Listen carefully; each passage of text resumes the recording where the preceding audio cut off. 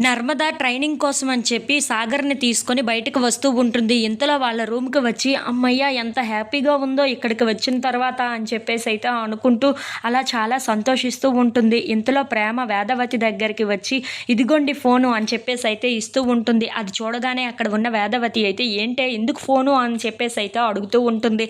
ఆ మాటలు వినగానే అక్కడ ఉన్న ప్రేమ నర్మదాకి ఒక్కసారి ఫోన్ చేసి రీచ్ అయ్యారో లేదో కనుక్కోవాలి కదా! ఒక్కసారి ఫోన్ చేయండి అని చెప్పేసైతే అంటూ ఉంటుంది. ఆ మాటలు వినగానే అక్కడ ఉన్న వేదవతి అయితే హలో అని చెప్పేసి అయితే నర్మదతో మాట్లాడుతూ ఉంటుంది. ఆ మాటలు వినగానే అక్కడ ఉన్న నర్మద హా చెప్పు ప్రేమ అని చెప్పేసి అయితే అంటూ ఉంటుంది. ఇంతలో అక్కడ ఉన్న వేదవతి మాత్రం ప్రేమ కాదు నేను మీ అత్తయ్యని వేదవతిని అని చెప్పేసి అయితే అంటూ ఉంటుంది. ఆ మాటలు వినగానే అక్కడ ఉన్న నర్మద మాత్రం ఏంటత్తయ్య నన్ను బాగా మిస్ అవుతున్నారా మీరు? నేను లేకపోవటంతో బాధపడుతున్నారా? అందుకే ఇలా ఫోన్ చేశారా అని చెప్పేసి అయితే అడుగుతూ ఉంటుంది. ఆ మాటలు వినగానే అక్కడ ఉన్న వేదవతి మాత్రం అవును మరి నువ్వు నా భర్తవు కదా నేను నిన్ను మిస్ అవుతాను నువ్వు లేవు అని చెప్పి ఇప్పుడు ఇలా బాధపడుతూ ఇక్కడే ఇలా కూర్చుని ఉండిపోయాను అని చెప్పేసి అయితే వెటకారంగా మాట్లాడుతూ ఉంటుంది.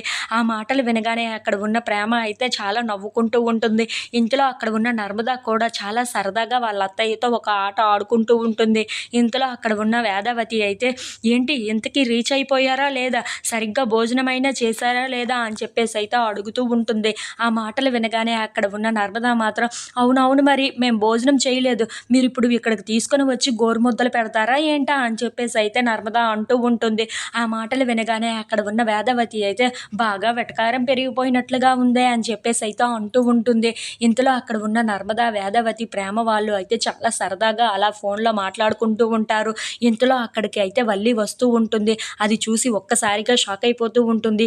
ఏంటో వీళ్ళందరూ ఇంత సంతోషంగా ఉంటే నేను చూడలేకపోతున్నారు.